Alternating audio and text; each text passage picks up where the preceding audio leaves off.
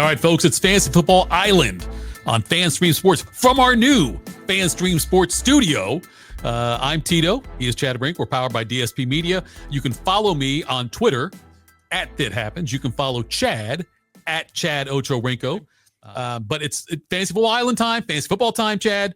And what do you want to talk about first tonight? So tonight, it's still draft season. Yep. So big thing in drafts is stacking. Mm-hmm. So tonight, we're talking stack attack.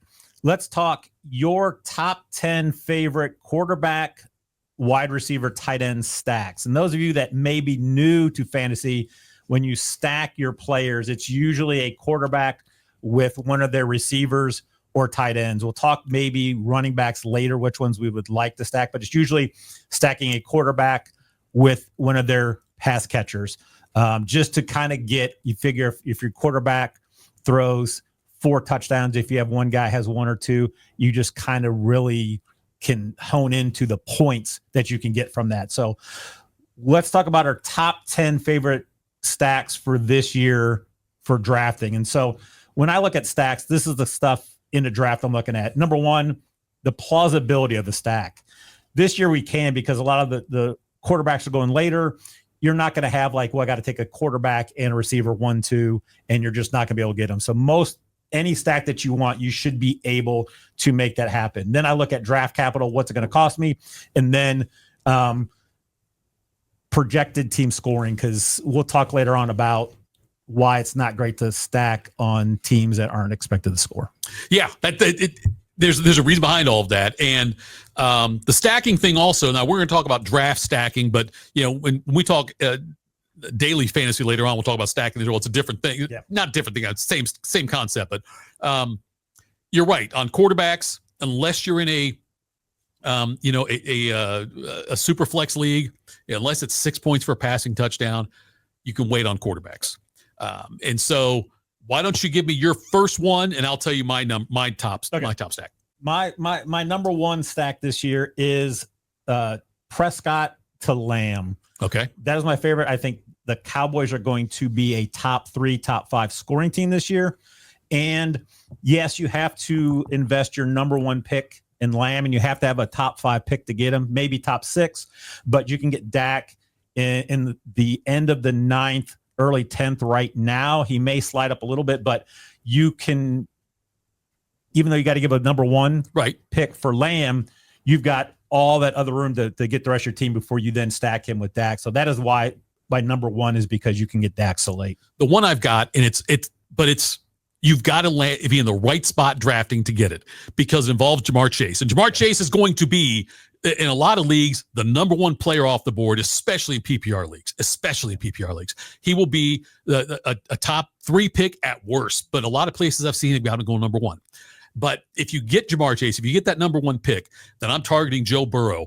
And you'll have to get Burrow before you get Prescott in all likelihood, but still, Burrow's not going to be one of the top 3 or 4 quarterbacks taken. You're going to see Lamar Jackson, you can see Josh Allen, you're going to see Hurts go. Those guys are all going to go first, and then Burrow after that. But if you're in a league where people draft quarterbacks early and it's a standard scoring league, then let them do it. Let them draft the quarterbacks and grab somebody later on. But that's like my number 1. That's why I also love the Dallas one. I like Prescott and CeeDee Lamb. And I also like if I got George Pickens, not as I want to stack my number 1 receiver, but if I had George Pickens, had a chance to get Prescott, I get that too. I think Pickens can have a big year. Prescott will have a big year as well. But Jamar Chase and Joe Burrow are my number 1 stack. That is my number 2 stack, and it's basically because you have to have the 1. Yeah, I don't see Chase falling any lower than 3. Right. Yeah, 3's. I think 3's his basement. Yeah. Yeah, and Burrow right now he's tracking to be at the 407. So you do have to give up a mid 4th round pick for him, which isn't horrible to get your quarterback, because you're still going to have rounds 2 and 3 to get another receiver, maybe a running back, 2 running backs. But I do like it. That I think again they are going to score. The defense is atrocious. And I think they could lead the league in scoring, and they could probably start pushing 30 points a game. Even though I looked at it, because I looked at Vegas odds for team team totals per game this year. Right. And they had the Bengals like down a little bit from last year. It wasn't much, but I'm like, I don't know how you see I think it was like 3 points a game less than last year. I'm like, I don't see how they're going to score less than they did last year if this whole team comes back. So I still think they're going to be a top team. I do like him. And we can kind of not go 1, 2, 3, but like, since we're on that, sure. I have Burrow Higgins on mine as well. Burrow Higgins, yeah, another good one too. But Higgins is going in the third. So I kind of like this a little bit better because it's more plausible to get it because you don't have to have the number one. Right.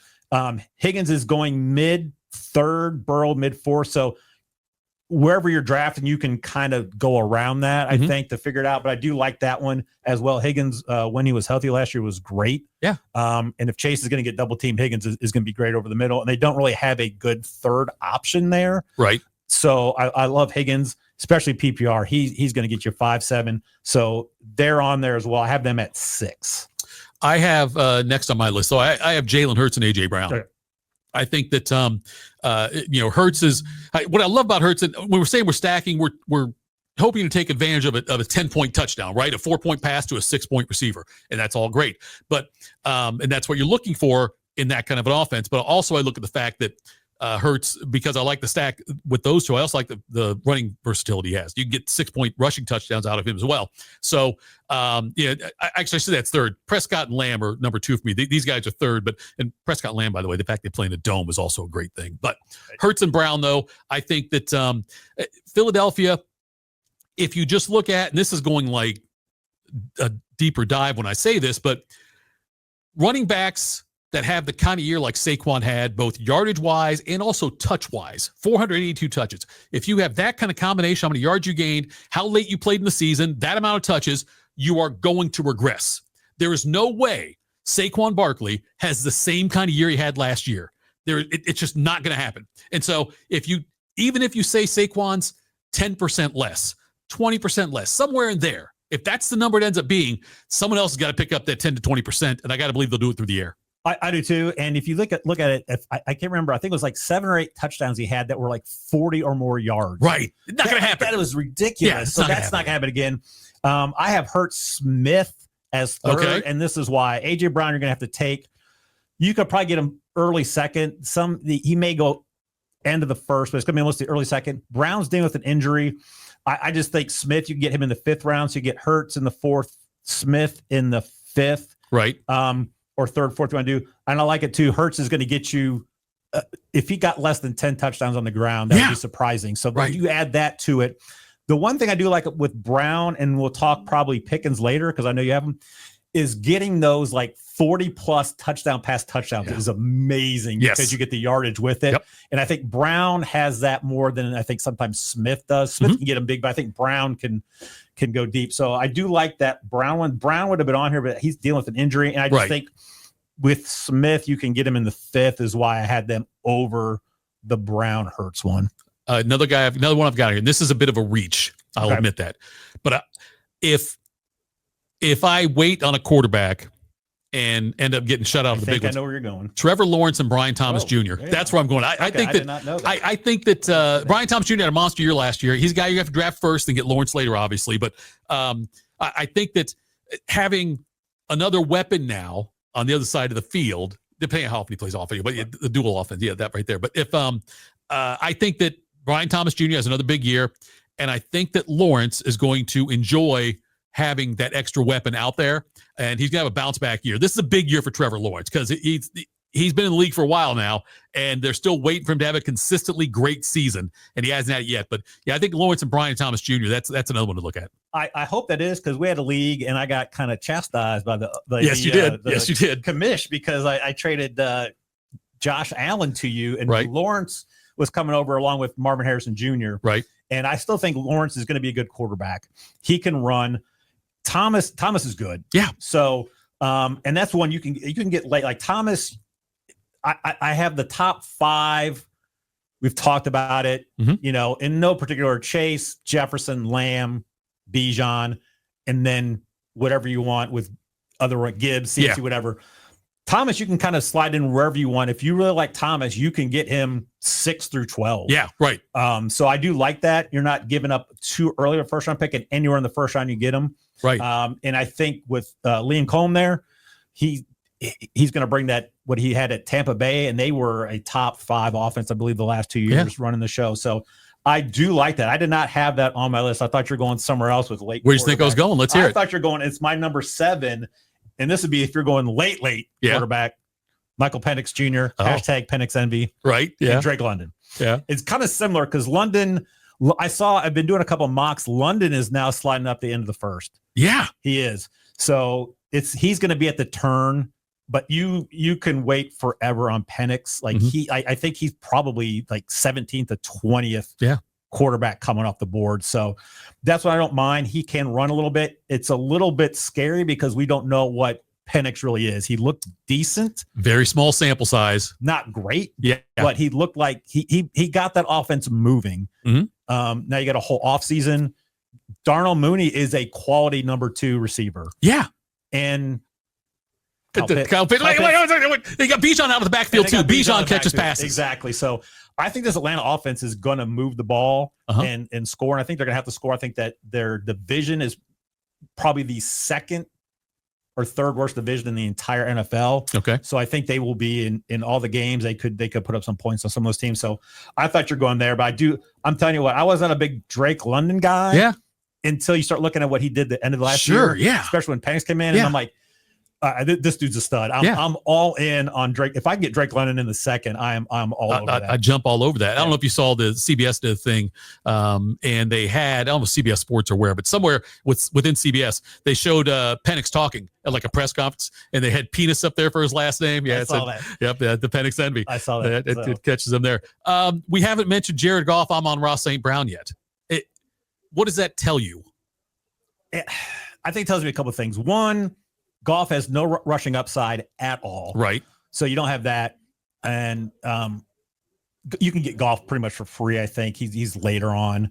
Amon-Ra is a 1st round that you're going to give up. So that's a little concerning. But I think the biggest thing is Ben Johnson's gone. Yeah. And we don't know what this offense is going to look like. Because even if it's a Ben Johnson disciple, that guy's going to come in and do his own thing. He's going to like what he has, do those types of things. So I'm nervous on the Lions offense as a whole this year because I think it could take a step back because we just don't know it without Ben Johnson there. Yeah, what it's going to be. So I didn't even have them on that list. Right. And I think it's still going to be good. I still like St. Brown. Yeah. As he's a freak. I like him as a receiver. I think I'm taking other guys. I think I'm taking Price Thomas Jr. over him there. I think I'm taking Puka over him as well. And it all depends on Stafford's. We got to see who Stafford's back is going to do. That's the big thing with Stafford's back. That throws everything because Jimmy G's the backup, right? And that throws everything into a tailspin if we see that Stafford's going to miss any time, right? If McLaurin gets into camp and gets it signed, gets his deal he wants, and gets into camp, I mean, he and Jaden Daniels, year 2 of that could be really good. Yeah.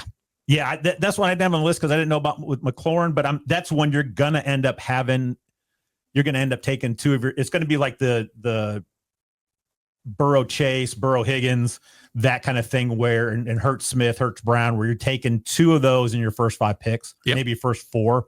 So – I think they get the deal done, and Daniels is running, so that's good. Here's the thing about just talking McLaurin thing here. If you're drafting soon or now, whatever, you're drafting like right around now, which is too early. I got 2 drafts I'm doing Saturday for other people, though. FantasyDraftProxies.com, by the way. FantasyDraftProxies.com. Need help with your draft. Want us to do it for you. Go there.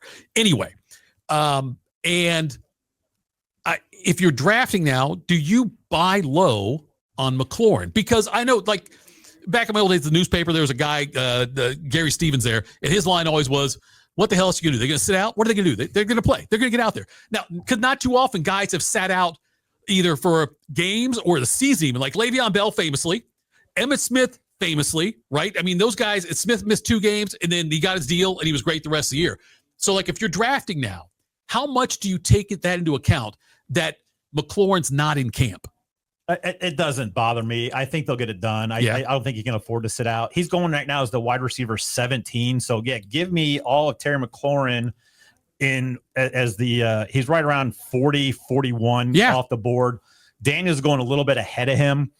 And Daniel's usually sometimes the 4th, 5th off the board, depending on where people go. So I don't mind taking a chance on Terry McLaurin because, again, they don't really have another – like they have Debo there. Don't know how they're going to use him. Right. But he and McLaurin just gelled last year. So I am – especially because you can then at the wide receiver 17, you're getting McLaurin as the wide receiver 2, or sometimes could even be the wide receiver 3, depending on how you drafted. I've seen McLaurin as wide receiver 24 in some drafts, and I'm taking him all day. If you get him before that, you got it. So that's my thing. I think that if a guy's holding out, I'm not really worried about it because remember, T.J. Watt was going to miss games. He's not missing games. Micah Parsons could miss games. I'm not sure on that one. That's a little bit uglier, but it's defense. It doesn't really matter, I guess, as far as this exercise goes. But I got a feeling that if I were, we saw a thing with James Cook in Buffalo.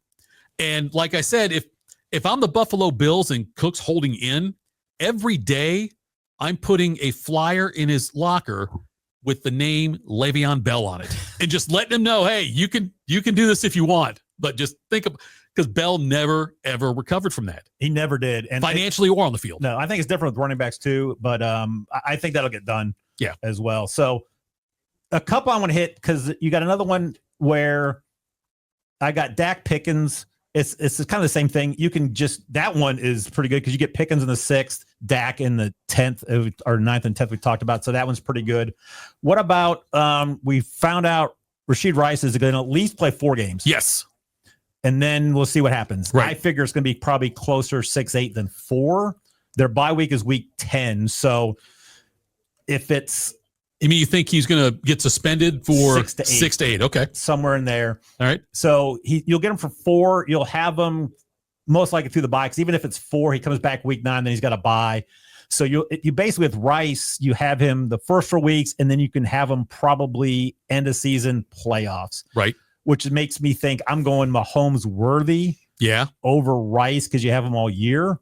And Worthy and Rice are going about the same area. They're actually both going, which is crazy, ahead of Mahomes. You get Rice, Worthy both drafted ahead of Mahomes this year. Mahomes is not a good fantasy quarterback. He's just not anymore. No, he used to be, but he's not. He's not going to have that 50 touchdown year or whatever anymore. That's not going to happen with the Chiefs anymore with Mahomes.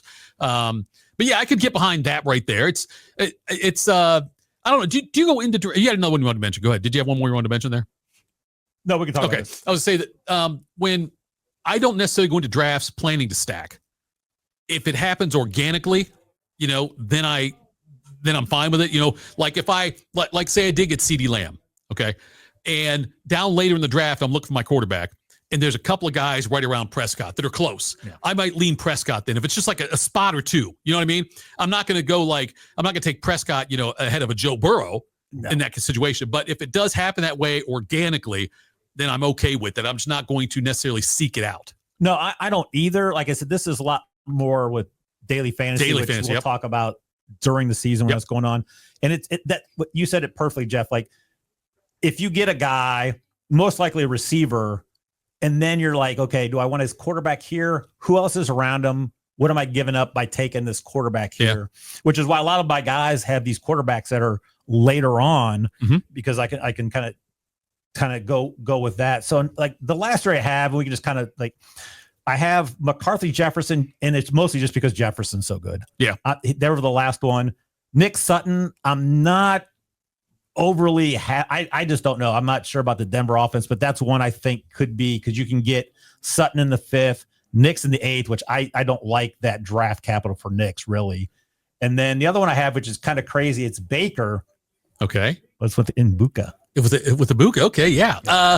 I think that Ibuka's getting a lot of hype, justifiably, but it almost the point where it might be getting too much hype. Right. It could be too much. Now, the Godwin situation, the fact that he is he's not back yet, and they say they had a second procedure in the spring or something. He's not there yet, which means that he might not be there to start the season, could miss the first quarter of the season even.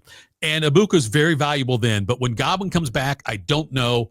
And one of the things I think that sometimes people fall into a trap, though, when they're doing fantasy evaluations on this, is sometimes you fail to recognize how a player's improved. And like if you if you're if you're somebody who got burned by Mayfield before, like with the Browns or something, got burned by him somewhere, then you might have that that preconceived notion that he's not going to be that good anymore. But he's been really good the last couple of years. He's been really good. So I try to put that stuff out of my mind. When you said Nix and Sutton, I keep thinking I know I got burned by Sutton one year, and I got to get past that because Nick Sutton could be really good. They could be, and you're not getting too much on it. With the Mayfield thing, I don't mind Evans either because you're getting him as wide receiver 19. Right. I'm kind of out on Godwin. Do you have any other ones that you were?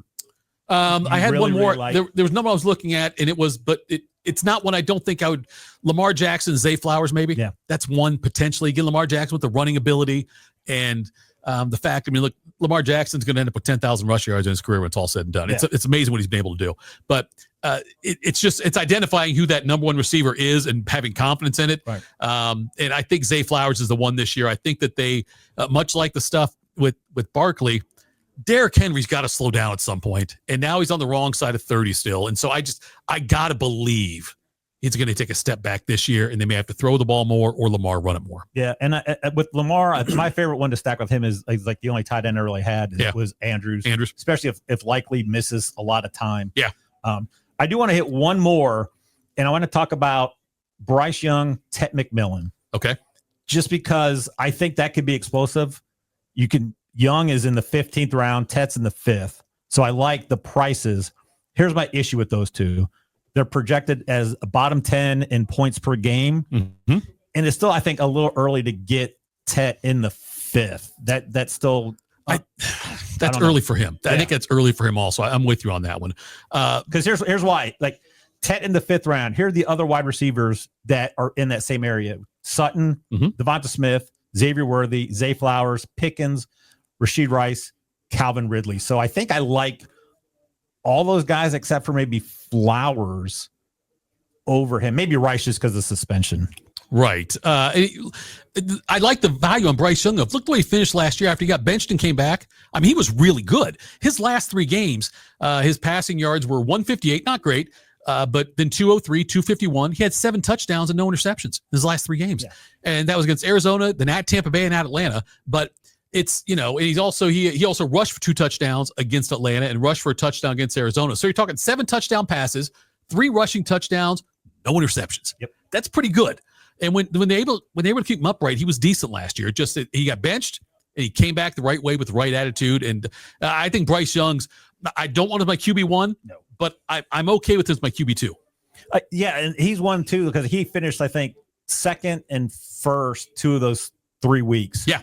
And he's a guy that I look at, especially if we get Dak. Yeah. I believe Dak's got it. Whatever. I think he's a week 10 bye. And I think Carolina's got at Jacksonville. So that's the one thing I'm looking at, like guys like Young. I don't want him as my number one because you need to take your quarterback well before the 15th round. Yes, you do.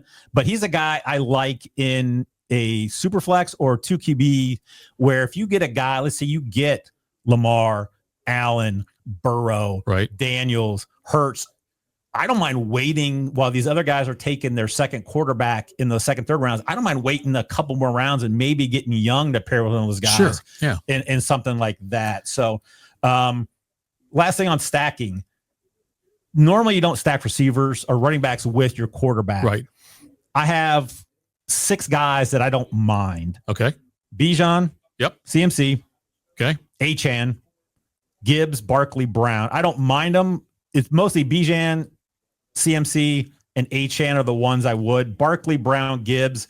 That's something if it just happened to happen. Right. I'm not going to be too concerned about it. But most likely with those guys is probably I have like Burrow and Higgins, and I end up Brown was the best value. So I end up with, that's usually what will happen. If I stack, I end up with a running back on that offense, but I don't mind if it's going to be a high scoring offense. It's the Cincinnati offense is going to be great this year. So I don't mind it either. Yeah. I'm saying that I would be okay with a Burrow Brown stack there. If you got Higgins in there with it, I mean, sign me up for that because the Bengals are still not going to be able to stop anybody. Right. And they're going to be behind throwing the ball a hell of a lot and trying to score points. They're going to lose a lot of games when they score. You'll see more of those stats like we saw last year with Burrow. Like Burrow's the first quarterback to ever throw for this many yards and this many touchdowns and no interceptions and lose. Like you'll see more and more of those stats coming up where it'll be, he did all these great things, but they lost. He's the only quarterback to ever do that twice in one season or whatever. So yeah, I think you'll see that as well. You usually don't stack that, but I also don't avoid it. No, you know? I don't either. Like, we had a guy in the one league last year. He drafted, what was it? Hurts, Barkley, AJ Brown, and I think he even had Smith. I mean, like, sometimes that can, if it works, because you're going to get somebody scoring every week from those guys. Yeah, and so if you have everybody, you're going to be pretty well off most weeks if these teams are scoring 30 to 40 points. Sure, yeah. Unless you get a defensive one. The only thing is that you just got to look at the bye week. But yeah, look at the bye week, but that's funny thing too. Is the bye week thing. I put less emphasis on that now than I used to. Yeah. I don't look at it. I think that if I have faith in myself as a drafter, I can make do without one of my best players, because I don't look at other teams' rosters to see when their bye weeks are and things like that. It's just there's going to be bye weeks. There's going to be weeks they're off because of injury. There's going to be that kind of stuff too. So you really can't. I know you can predict. The bye weeks. You can obviously pencil that in, but you don't know if you design your team around your quarterbacks around a certain bye week or something, or design around your running backs around the bye weeks to make sure you've always got. Then if a guy gets hurt, it screws the whole thing up. Yeah, I'm like you. Like with bye weeks and strength of schedule, I'm like, I don't care about anymore. And really, I heard somebody a few years ago talk about they would prefer like all their studs on the same bye week, because then you just got 1 week where you're really down, but then the rest of the week you are at full strength. That's a problem when you have guys like my quarterback's off week 6, right? Receivers are off week 9, running back off 10. So you're going 3 weeks, a little bit undermanned. So sometimes I don't mind. Again, I don't even look at bye weeks anymore. Yeah, I really don't. No, because the only way I do is I'll glance out with the quarterback. If I'm only going to carry 2 quarterbacks, which most people do, if I'm only going to carry 2, oh, absolutely, and I've got my stud, I'm going to start every week. I do. If I've got a couple guys around the same spot, I look at the one who's not off the same week as my quarterback. But other than that, if both my starting running backs are off the same week, I don't care. No, you could go on the waiver wire, then you can plan ahead, look to trade at that point. Yep. Or it could be something where if it's down the line, like if it's like 12-13, and hey, I'm 9-1, 9-2. Then I'll just, start. I'm looking at start a legitimate roster. Don't be putting guys that are on bye. Don't ever do that. Don't leave an open spot. But if I'm in the playoffs, I'm going to make the playoffs, and you don't care about seeding, then you just kind of play your bench guys. Don't worry about it. Don't waste money picking stuff up. But yeah, I'm more like that with you. I don't really look at the bye weeks much at all. Yep. And the playoff week matchups, I don't pay a lot of attention to that at the draft. I don't either. I manage that during the season. During the season, depending where I'm at, because look, you could be 5-0, you could be 0-5. If you're 0-5, you don't give a hell about playoff week matchups. It doesn't matter if you're 0-5. No, you're trying to survive. If you're 5-0, in my draft, and this is cocky, but it's true. When I draft, I assume I'm going to be in the playoffs. Yeah. I assume I am, and so I might peek at it a little bit, but by and large, I don't draft my team that way.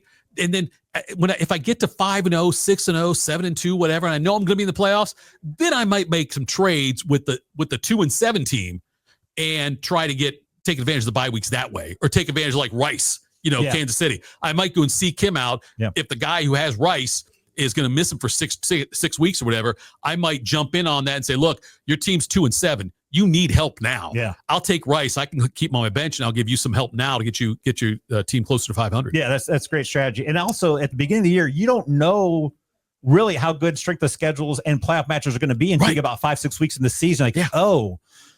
This team isn't great against the run, and that's when you should try to. Obviously, you don't want to. If your team's 7-1, 8-1, like you probably don't want to change too much, but it might be something to look at if you're RB2 or wide receiver 3, or if you got a tight end that's got a tougher matchup, and you realize, this other tight end that's not doing much has got a cake matchup in the playoffs. Yeah. Then you can start wheeling and dealing in that. Yep. All right. So if you need help with your draft, FantasyDraftProxies.com. Go to the site. You can hire us to do your draft for you. Chad and I will do 100 drafts between us this year. And, it's too early to draft. I'm just telling you. But this weekend, I got a couple signed up already for next weekend, and a couple for the weekend after that. So they're starting to come in. We'll end up doing close to 100. But the beauty of it is, the later your draft is, as far as this goes, the more experience Chad and I have doing drafts. You do all your mock drafts. That's how you should do that on your own anyway. But these are drafts we get to do, and we get to really see where players' value is and where they're going in drafts. So by the time, and we do our big draft later on, as late as possible, we do it for the one that we're in together. I shouldn't say together. We're in the same league. We're not together. We're opponents, but we go as late as we can, because then you and I take advantage of all this knowledge we get. Exactly. So yeah, if you need help, reach out to us, Twitter, or just go to fantasydraftproxies.com, set up the draft, and we will be there to help you out. He is Chad Rink on the X. He's at Chad Ochorinko. I'm Jeff Thidoff at That Happens. This has been Fantasy Football Island on Fantasy Sports, powered by DSP Media. Download the app. Talk to you soon.